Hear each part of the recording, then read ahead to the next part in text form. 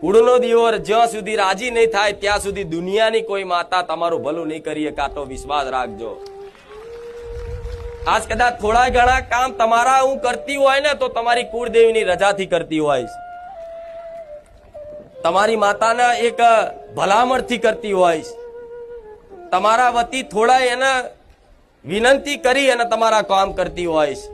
અને જો તમારી કુળની માતા એમ કે હા મારી વસ્તીનું આ કામ કરજે, ત્યારે મારા જેવી મેલડી કામ કરે, નકર હું બેકાર. તમારા કુળના દીવા આગળ હું બેકાર.